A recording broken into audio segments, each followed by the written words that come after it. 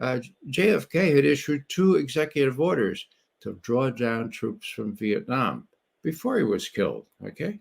Now, one of the little factoids that not many people know is that exactly a month after the JFK assassination, President Truman wrote an op-ed appearing in the Washington Post.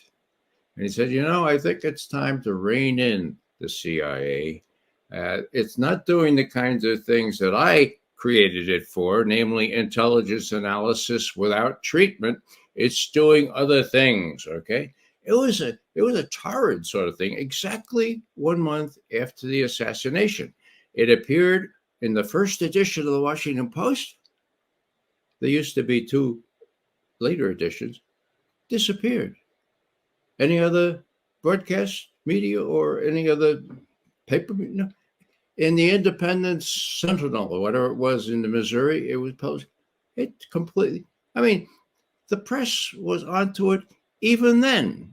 Worst came to worst, with Allen Dulles, the previous head of the CIA, who had mousetrapped Kennedy into the Bay of Pigs fiasco, was appointed by President Johnson to be pretty much the head of the Warren Commission investigating the assassination. When people like me said, no, it's a little odd because a lot of people think the CIA may have been involved. After all, there's a lot of circumstantial evidence. You know what they said? That's a conspiracy theory. Conspiracy theory.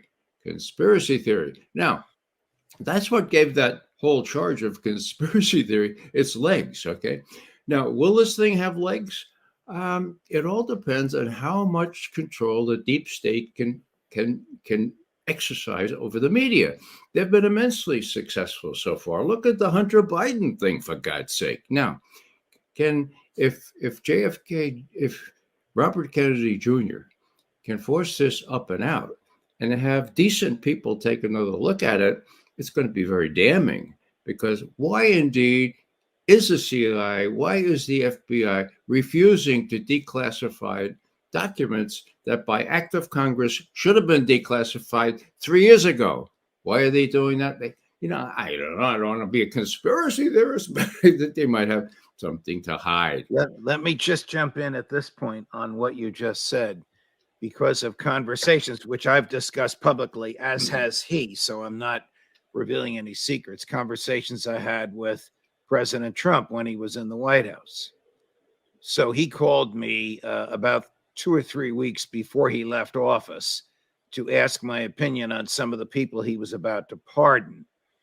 And then I said, Mr. President, can I raise, after giving him my opinion on the pardons, and I won't mention any of those names, but Mr. President, do you remember promising me personally and the American public that you would, before you leave the White House, open up the JFK assassination files? Yes, I do remember promising that. Well, you only have 2 weeks left.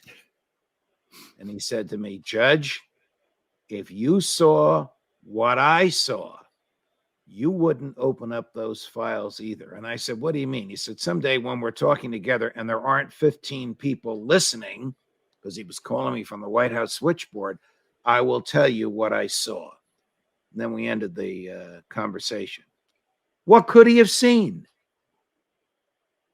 He could have seen the truth.